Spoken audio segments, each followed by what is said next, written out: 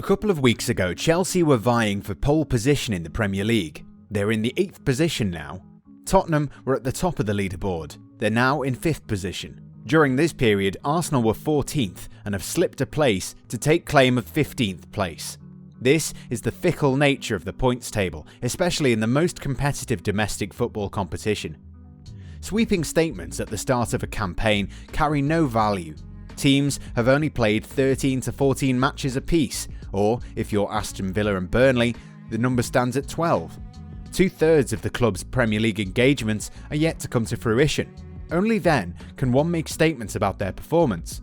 This is the general rule of thumb. This is why season highlights are made of the entire campaign and not just the first 14 games. But a season is made up of games, one after the other, and in the age of analytics, there is more to comprehend from a single outing than it was the norm 20 years ago. You get the pulse of activity, and when this is compared to the previous year's performance, a lot can be deduced. This is probably why Arsenal fans find themselves in a quandary. Do they wait and see if Mikel Arteta can steady the ship, or do they start calling for his head? The Emirates Stadium faithful are in panic mode and have decided for the latter option. With just 14 points from 14 games, this is Arsenal's worst start to an English top-flight campaign season since 1974. If their slide isn't stopped, the rebuilding project under Mikel Arteta will turn into a promotion project from the Championship. This is a stark reality the club are looking at, which will have far greater consequences in the coronavirus-impacted financial times. The club that ended their association with their mascot, citing financial difficulties, will have trouble making ends meet in the second-tier English competition. Surely, changes will be made then. Stand and Josh Kroenke will not stand idly by and see their investments go to dust.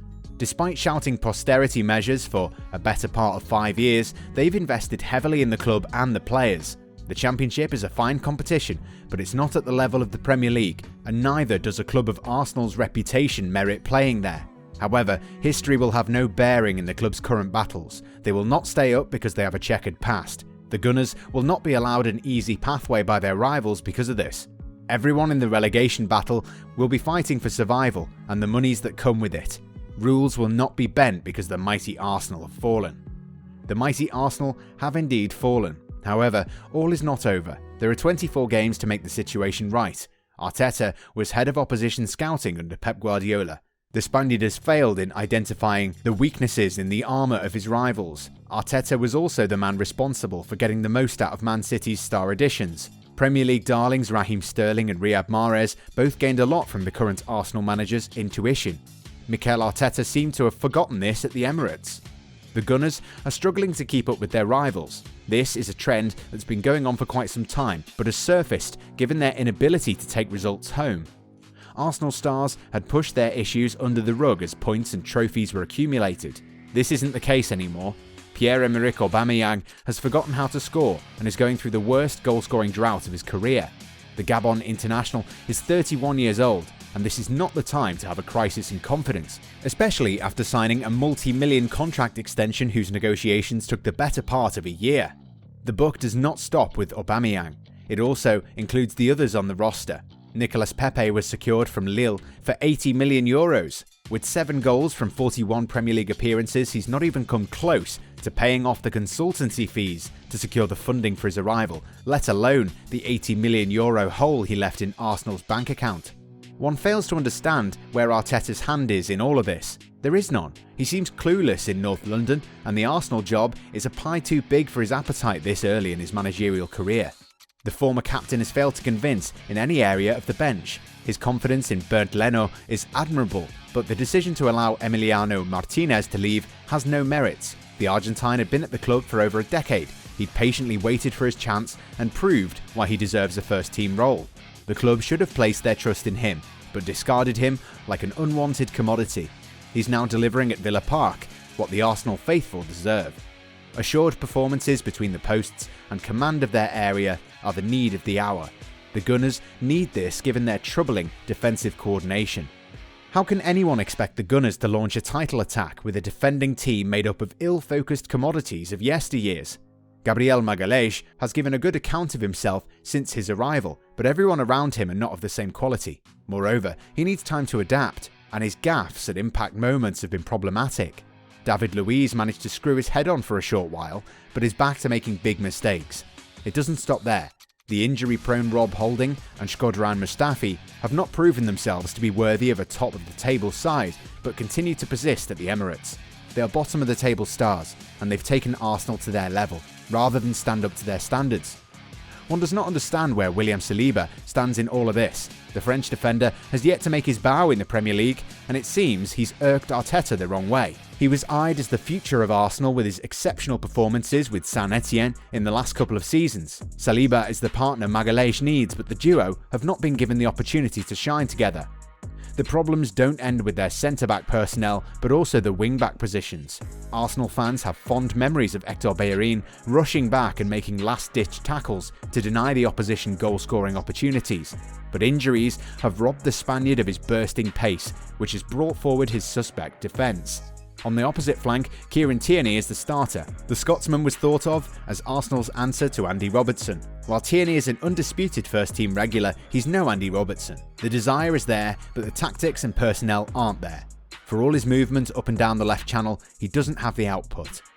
The centre of the park has its own Pandora's box of problems. The players who line up regularly here can do one job, and they're not too good at it. It is to keep the opposition out of their areas.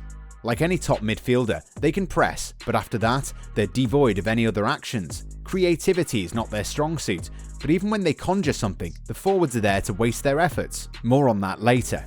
In midfield, Arsenal don't create anything of substance. The midfielders are there to break up play and shield their defence. They gave a good account of themselves in Arteta's first 6 months, but they've been found wanting again and again.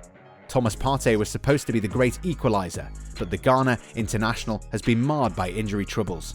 Granit Xhaka, Joe Willock and Mohamed El-Neni are not the confidence-boosting midfielders one expects at the Emirates, surely not to take possession away and to hold it. They are all in the Fabinho mould, but not of the same quality and output. With a midfield devoid of creativity, it's the wingers who have added the responsibility of producing the goal threat. This is a trickier thing to achieve than being said. The line is always against you and acts as a defender. Moreover, with a retreating midfielder, one is always outnumbered while going forward. Nicolas Pepe has found this crippling. Aubameyang managed to outfox his rivals in the 19-20 campaign, but has been found out by the opposition. While rivals perfect the formula to keep Arsenal at bay, nothing's been done to improve their potency. Mikel Arteta began with the same assured footing as Ole Gunnar Solskjaer. The defence gave a good account of itself and results improved with counter-attacking football. The low blocks were difficult to get past and the results came. Results for Solskjaer dried up as opposition put a stop to his counter-attacking long ball playing style. While not exactly similar, Arteta's attacking tactics have been deconstructed and exploited. The Norwegian manager was in his 4th managerial stint and had a much better squad at his hands. The likes of Fred, Matic and Pogba have been criticised a lot, but they have more in their arsenal than what's been exposed. Marcelo Bielsa's Leeds United were dispatched 6-2 at Old Trafford. Man United players showed what they had in their backpacks and exposed the whites. The types of goals scored is important, but also the number. The Red Devils sent past Illan Meslier half of the goals Arsenal have managed in the campaign so far. While Arteta and Solskjaer are at the helm of England's 2 big clubs and had similar problems during their reigns, they're at very different junctures of their careers. All is not lost in North London, despite what the naysayers and memes claim. Man United were in 14th place in December before their ascension to finish in 3rd place. It shows that a turnaround is possible and very much on the cards, but it has to be negotiated in the Arsenal way and not in the template set by the Red Devils. Paul Pogba returned for them and Bruno Fernandes was added to their ranks. Mesut Ozil is ostracised in North London in the same way Paul Pogba is at Old Trafford. Ozil's creative impulse is far greater than that of Pogba, and he can reignite the Gunners' season. However, it cannot be said with certainty. The German playmaker has been out of the first team fold for far too long, and by the time he has match fitness, it may already be too late. Mikel Arteta is out of his depth, and his man management is not suited to a club of Arsenal's standards. His battles with Mesut Ozil and Matteo Guendouzi do not paint him in the right picture. The absence of William Saliba is all the more puzzling. While the transfer wheelings and dealings of the club are suspect, it's the manager's job to get the most out of the squad. Arteta has failed spectacularly at this.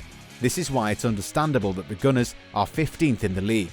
It would have been worse had Brighton and Hove Albion made their chances count against Sheffield United. With less goals scored than the team beneath them, they have their work cut out for themselves. Only time will tell if they will be in the Championship next season, but it's an inevitability that can't be ruled out.